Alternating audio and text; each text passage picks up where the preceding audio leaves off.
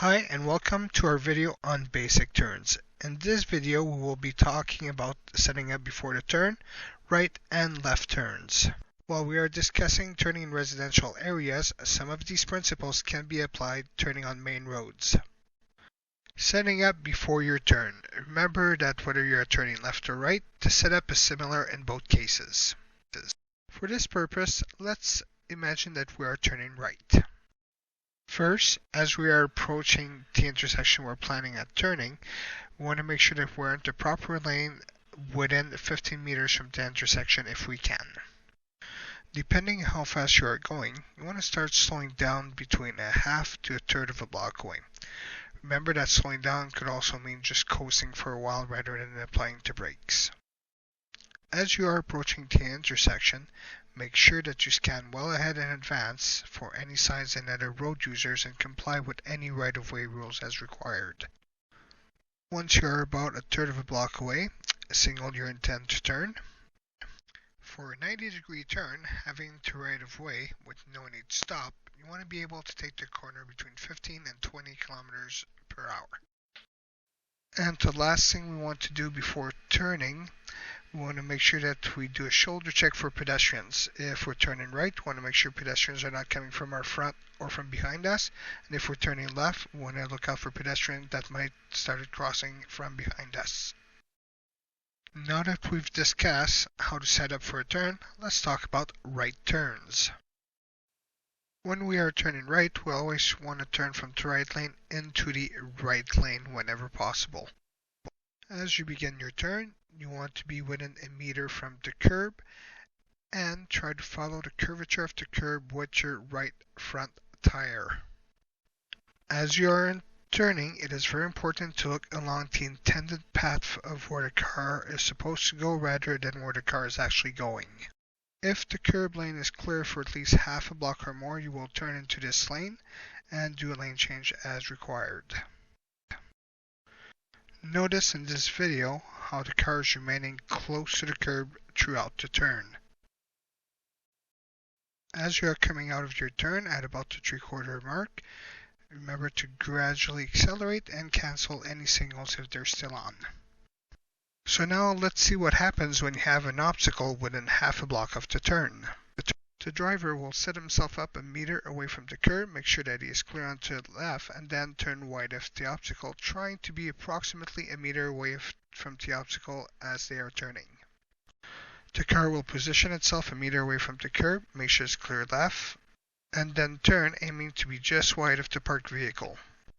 If there's a car just before the intersection, remember that you must do a full lane change and get a meter away from the curb, and make sure that you do a shoulder check after the last car, since there might be a driver inside the car or a small kid in front of the car. And then you will turn into the curb lane unless there's an obstacle within half a block. So after the last car, we're going to do a lane change, get a meter away from the curb, and turn into the curb lane unless there's an obstacle within half a block. And in this last situation, let's see what we have to do when there's a car before and after the turn. The car will do a full lane change right after the last car to get a meter away from the curb. And since there is an obstacle within half a block, the driver will make sure they're clear left and then turn wide of the obstacle. Regardless of the situation, whether there's an obstacle before, after, or combination of both, you never want to turn wide when you are turning right. So again, the car will do a lane change, get a meter away from the curb, and then turn wide of the obstacle if they are clear onto left. To do a short recap about right turns, always try to turn within a meter away from the curb, check your right blind spot before turning for pedestrian, and turn into the curb lane unless there's an obstacle within half a block. So let's move on and discuss left turns. Even though left turns are physically easier to execute than right turns, they are more dangerous. The reason for this is that when you are turning left, you must deal with oncoming traffic.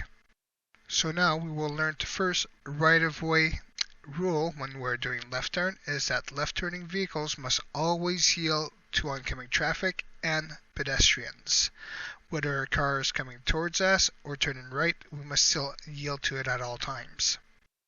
When we are turning left, we always want to turn from the left lane into the left lane. If the lanes are painted, we want to turn from the lane that is closest to the yellow line to the lane that is closest to the yellow line. If the lanes are unmarked, we want to turn so that we are slightly right of the center of the road to slightly right of the center of the road. If there is a parked car, we want to try and aim to be approximately a meter away from parked vehicles. The only exception is when turning left from a two-way street onto a one-way street. However, we still want to turn from the lane closest to the left to the lane closest to the left.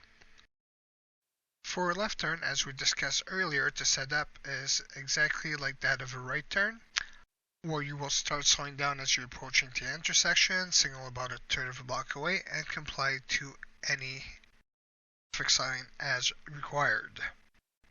As you approach the intersection, be ready to yield to any coming traffic and enter the intersecting roadway, keeping your wheels straight until your body enters the intersection. The reason we want to keep our wheels straight while we're waiting to turn left is that way if we get rear-ended, we're not going to be pushed into oncoming traffic. The reason we want to enter the intersection before turning is that when we are ready to turn, we'll be unlikely to cut the corner during our turn. Please note that in residential roads, only one car can enter the intersection waiting to turn, as there is not enough room for multiple cars inside the intersection. If there's a car in front of you, wait behind the crosswalk before entering. Remember that the last thing you need to do just before you turn is do one last shoulder check for pedestrians that might be coming from behind you. Once we know we are clear, we're going to proceed through the intersection during our turn and gradually accelerating as we are turning. We always want to clear an intersection with a sense of urgency. We are going to turn from the inside lane, entering the intersection, keeping our wheels straight, and then turn wide of any parked vehicles. So one of the most common mistakes that drivers do while turning left, especially in residential areas, is when they cut the corner. Cutting the corner means that you started turning too early. You started turning before entering the intersecting roadway. And as we can tell here, the blue car has now cut across 4 lanes of opposing traffic. So now, let's see what happens at the same time as somebody is cutting the corner while turning left and somebody is turning too wide while turning right. As you can see, because neither car were where they were supposed to be during the turn, an avoidable collision happened during the turn. In this situation, the blue car will not cut the corner while the red car will turn wide. While in their miss, you can tell that the blue car, by turning at the proper time, avoided the red car. In this situation, while the blue car will cut the corner, the red car will turn approximately a meter away from the curb. Yet again, another close call, however, still no collision. And lastly, what happens when everybody turns from the lane that they're supposed to turn from? As you can tell, lots of room in between cars, and this turn is perfectly safe. Let's watch a video of a near collision with one of our students. This happened when our car was turning right. We're approximately a meter away from the curb, while a pickup was coming around the corner while cutting the corner. As the truck is coming towards us, we had to move further and further towards the right to the point where we had to go on the sidewalk. As you can see, this is the reason why we must always do proper turns. Remember, the methods in this video show the proper techniques for safe and aware residential driving in Alberta and other Canadian jurisdictions. The added benefits of practicing these methods and turning them into your new habits is that you will be more likely to pass the residential portion of your road test.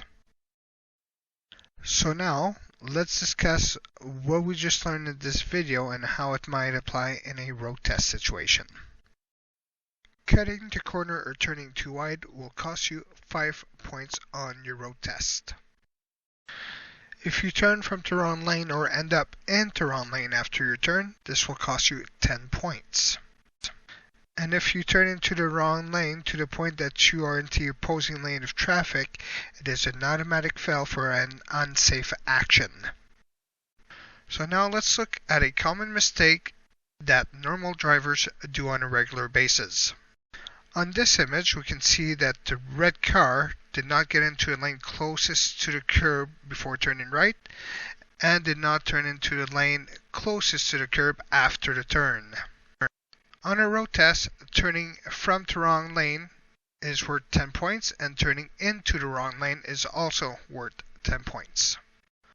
So, turning from the wrong lane is 10 points, turning into the wrong lane is 10 points, and for argument's sake, let's say that the driver forgot to do a mirror check and shoulder check after the last car, which is also a very common mistake. So 10 points for your mirror check and 10 points for your shoulder check.